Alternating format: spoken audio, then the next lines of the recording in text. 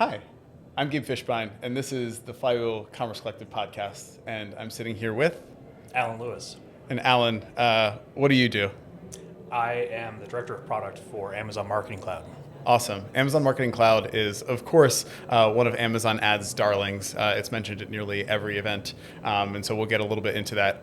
But I would be remiss if I didn't ask Emma's favorite question to start every podcast, which is, what was the last thing that you purchased on Amazon? I'm sighing because I didn't cheat.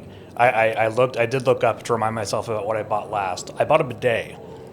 Very nice. You add it on to an existing toilet, so I bought that. However, technically, if you count Kindle books, are we counting that as the last purchase? I'm thinking sort of physical, not digital. Oh, okay. Well, so that was my last physical purchase. Very nice. But I did buy James Joyce's Ulysses last night. Oh, very nice. Because apparently I'm a masochist and there you go. That.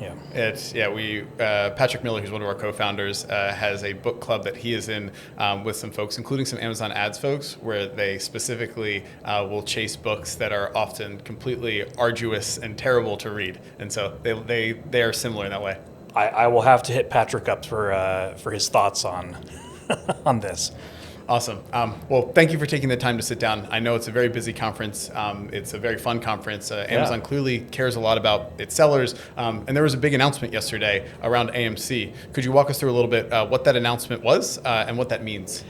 We announced that AMC is now available for everyone. So as long as you have a campaign on sponsored ads, which is a lot of people here at the conference, it really caters to sellers. That's our prime kind of customer that we wanted to give them a way to use AMC versus having to go through a partner. Of course, there's a great set of partners that they can get even more out of AMC from. But especially for people to get a taste of what they can do with a powerful tool like AMC that helps them understand the data from their campaigns better or more deeply than they can through things like out-of-the-box reports. That's very cool. And in talking with a lot of sellers too, I noticed that they're quite price sensitive to a lot of new features, and that includes signing up with a partner. Sure. Can you tell us a little bit about the cost structure of AMC? What does this unlock and what's available out of the box? So AMC is available to everyone. It's a value add, or it's part of the value that you get from advertising with AMC. There are some additional add-on features, things that are offered through a subscription, that unlocks access to additional signals, things that are provided on top. But as long as you're running a campaign, then you're getting access to all of the signals about that campaign. So the people that you reached, the click events, the purchase events, all the conversion activity, that's all included. And you can then use all sorts of tools, both pre-built templates, no-code solutions, things that are really cater to a less technical user. But you can also go all the way to writing your own SQL queries. So somebody that has that skill or wants to get super custom or go as deep as they can, that was where AMC started, was providing those kinds of power tools. And over time, we've built up things around them, all of which is provided at no extra cost.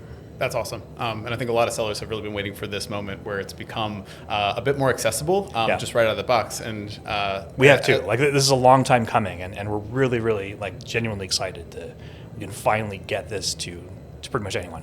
And the way that a seller would access this is, at this point, as I understand, they just have to click on it and the instance is created, right? They just click on it in the UI in Ad Console. That's right. And that UI has changed a bit too. I know that oftentimes when you were dropped into AMC, especially a while ago, you were dropped into this SQL query editor, which is quite intimidating if you don't know how to code.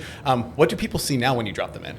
We've built a brand new homepage for AMC that surfaces really easy to use visual widgets that provide charts and graphs that are specific to certain use cases. The ones we have right now, very line graph heavy, but are, I think it was over almost a dozen different use cases that we're providing out of the box, where you can get that fully visual widget. And you can then configure that with your specific data in just a couple clicks. And then those are refreshed weekly with up-to-date campaign activity. So it gives you not just a launch point, but actually a place to surface or to refer to insights over time. so it gives you a reason to come back and gives you that customizable starting point, plus all the links out to where you left off, other use cases. We have 100 plus use cases that we've built over years now within AMC, and it helps you really see what's possible and then get started getting into the custom stuff versus that being your your only starting point. That's awesome. And I want to talk a little bit more about some of the custom stuff. I know that all of the queries are privacy safe. So naturally, like, you can't see what other people are entering in, what they're querying on for SQL. But I know that you do work with a lot of partners, including Flywheel and Perpetua. And I'm curious, just in your opinion, are there any really interesting use cases that you've seen, people using AMC in unexpected ways, whether it's for sponsored ads or DSP plus sponsored? Yeah. Anything that's you found really interesting or unexpected in a way that people use it? We've seen this from the start with AMC, like going back, so you and I have known each other for 6 years, I think. Yeah. You've worked at Flywheel for a long time, and you were one of the first customers that I met when we were first doing the rounds. Even in that first year that we were starting with AMC, we were finding all sorts of use cases that we didn't anticipate, which is fantastic. One of them is. It's not an official case study, so I can't mention the brand, but a large brand in the food space was able to use AMC to analyze where their in-store sales, which the data that they had access to, how that matched up with geo-specific reach for their campaigns. And they were able to better understand the dynamics of okay, how, given the reach that they had in a particular metro region, how did that influence the in-store sales in that same region over a period of time? That was super early on, before we even had like the Amazon conversion data in the product. And so that gave us some of our first inclination that we had something that was really powerful. And since then, that's propelled us to continue to add more signals into the product out of the box, more tools to help you get the most of those insights, and then put them into action by, well, okay, now that I know this, what can I do with it? So this is why it's so awesome for us to have that we can now offer this kind of power to everyone. That's really cool. And I want to actually dig in even a little bit more about those in-store signals. You talked about, that wasn't on your list of signals that are available with AMC. What other tools exist with AMC that allow people to perform that type of analysis? Which kind of tools are you thinking? Like what kind of data sets, or what kind of... People bringing their own data, for example. Got it, yeah. Just to illustrate what we're talking about here, let's say that you're a brand and you have your own online sales. So you have your own direct relationship with your customer. That can be a data set that you bring into AMC in a privacy safe way. So you're loading that data set in. It's all what we call pseudonymized. So you're not sharing anything private. It's not accessible to Amazon, but you can through that process see things like overlap of the customer base through your online store versus customers that come in through Amazon. So right there you have some unique insight to draw from. I mean, maybe that's 50% of people, maybe it's 60, maybe it's higher. And then from that starting point, you can do things like, well, here's some of my most loyal customers through my store. What is my marketing strategy with them through Amazon? It might be that, like, I don't want to reach those people. They're already customers, so I want to reserve my marketing budget for net new customers. Or the opposite. I want to engage with those customers in a specific way through Amazon. Maybe focus on introducing them to other products that I offer. Maybe I have a new product launch, and so that might be a particular audience that I focus on. People that are already familiar with my brand, but I want to really get this message to them so that they might spur adoption or sales for a brand new product offering, all sorts of things like that. That's really cool. I mean, it seems like one of the things that you get with the ability to sort of link pseudonymized data, pseudonymized, like pseudonym, anonymized almost, for those who sort of like can't imagine how it's Well spelled. done, yes. But like the capabilities that exist when you can bring that data give you a whole host of new measurement abilities. Right. One of the things that you sort of talked about was activation. And so you had mentioned that you can reach customers who may have a higher propensity to buy or may have a higher propensity to be of higher value. What tools exist within AMC today? Do the sellers that can activate their instances with one click starting yesterday, do they get the ability to reach customers? What do those tools look like and how do they work? They do. So with the new customer base coming in for the first time today, the main activation path, at least at the start for them, is going to be bid boosting. So within sponsored ads campaigns, how can they increase their bid amount specifically for a certain segment of customers that are identified through AMC? It could be like that case I mentioned of a really, these are like a more sophisticated use case where you're bringing your own signal in, doing some work. It might start with something simpler. It might be that you gain some insight through one of these built-in templates. Let's say people that have been exposed to multiple of your campaigns. So they might be further down the funnel. Well, that set of people, how do you want to bid against them differently versus whatever the baseline would be? So that's a simpler way we're starting out. You can start with an insight, take that into an activation plan. In this case, changing your bid amount. Maybe I'm going to bid 50% more for this cohort of customers, or I'm going to take that cohort and then build a lookalike, so I can increase reach, but with that as my starting point, with some set of high propensity customers.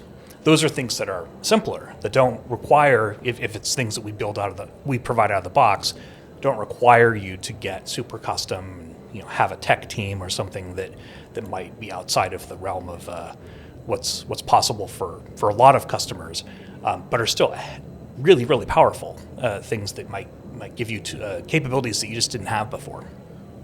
I really like that. And one of the things that we're trying to continually educate people on is the difference between sort of a campaign that is architected around targeting, so like a keyword and match type, versus campaigns that are architected around shoppers. So groups of shoppers based on previous behavior, previous signal that Amazon has in its logs that we could then use to reach shoppers who are more relevant. One of the things that comes with that is there's a little bit of this shift with how you approach reaching customers. Right now, a lot of the optimizations are driven off of last touch, first purchase attribution. All of ACOS is driven that way. Attributed sales 14-day is driven that way. And when you log into the ads console, that's the data you're presented with. Yeah. And so this seems like a very different way of thinking about it. When it comes to measurement, take us a little bit away from last touch and first purchase, and talk about what can you see within AMC that you couldn't see before that gives you the ability to perhaps think about both your measurement and your activation a little bit differently. Is that all? So you know a heck of a lot more about this space than I do. I mean, Flywheel, and I've learned a ton from you over years now.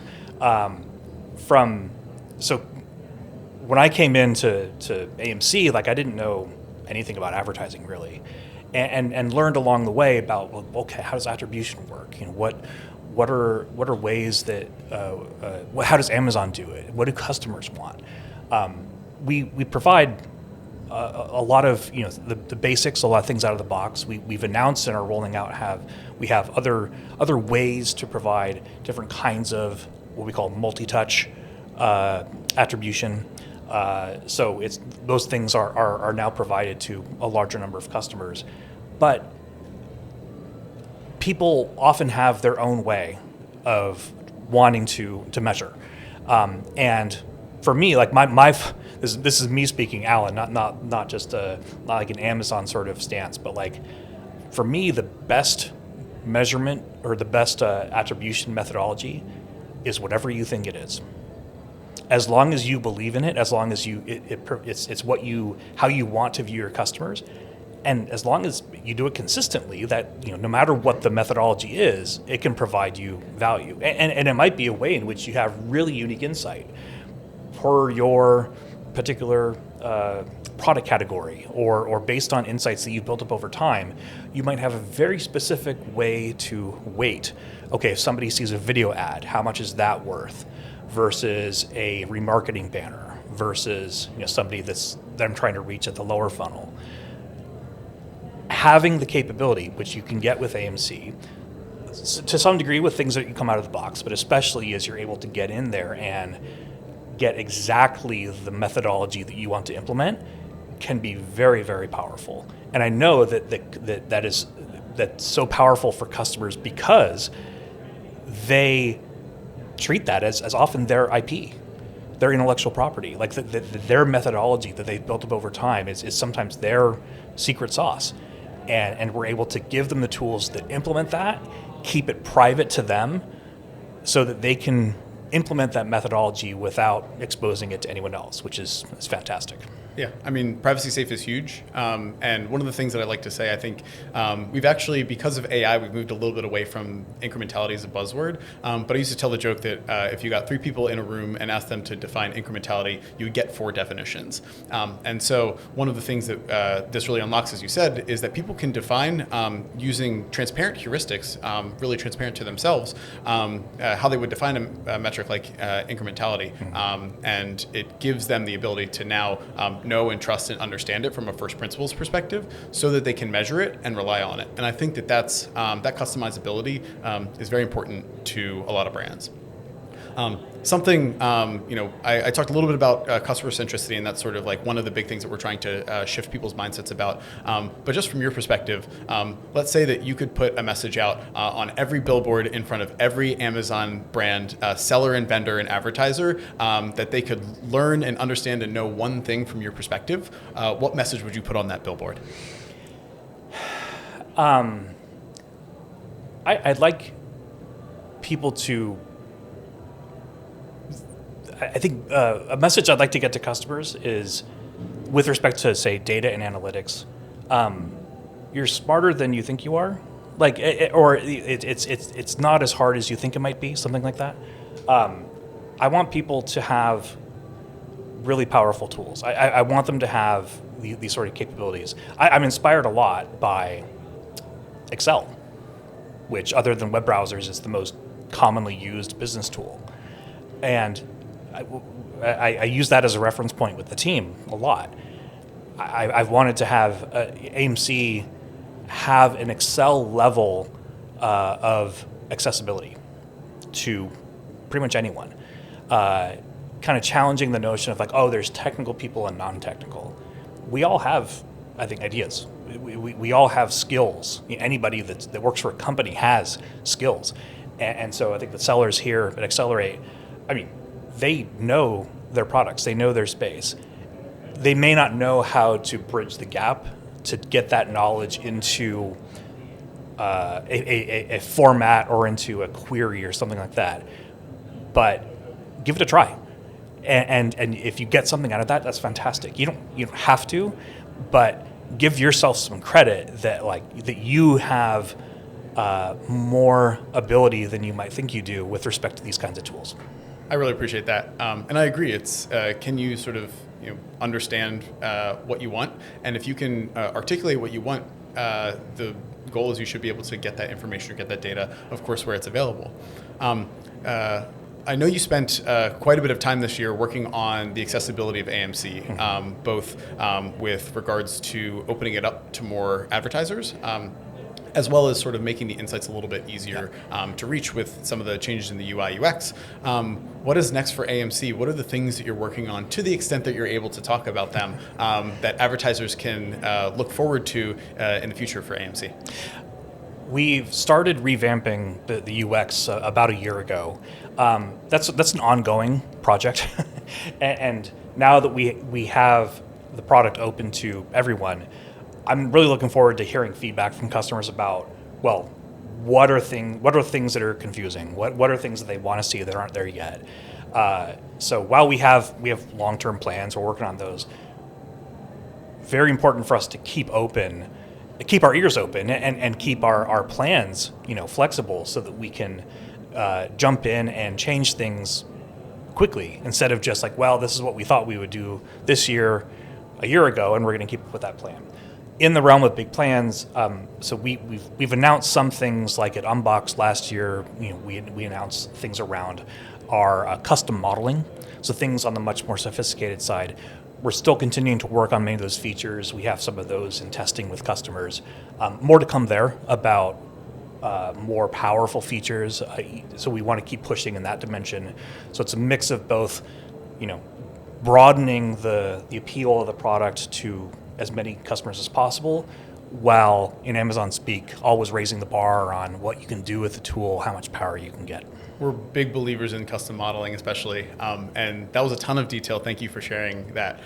One final question is, I'm currently reading The Optimist, which is a book about Sam Altman, and one of the anecdotes in the Optimist specifically talks about WWDC 2007. Sam Altman 2008. I'm sorry, where Sam Altman is wearing a layer of like a pink polo over a green polo with an interesting fashion choice. Yes. Collars popped. But I understand that you might relate to that story personally. Why am I bringing this up? Well, I was on stage at WWDC back when I worked at eBay. This is 18 years ago now. I was an evangelist, and I was on stage at that conference introducing the eBay app for iPhone. And I didn't know Sam, and he wasn't as well known back then, and he was the demo after me. So I was wearing just the single polo, black eBay polo, and poked some fun at Sam. I think he can take it, about his fashion choice. But you told me from the book that this was actually a deliberate choice of his, that he wanted to stand out. Yes. And that you've taken inspiration today with your wardrobe choice as well to give people, something to remember. Yes, yeah. Also known for outlandish polos, and it didn't seem to hurt his success. He somehow made it through. Yes, and for that we're all fortunate. Well, Alan, we'll see. Thank you for taking the time to sit down with me. I really appreciate it. I hope you have a good rest of your conference. And thank you again. Thanks. Good to see you, Gabe.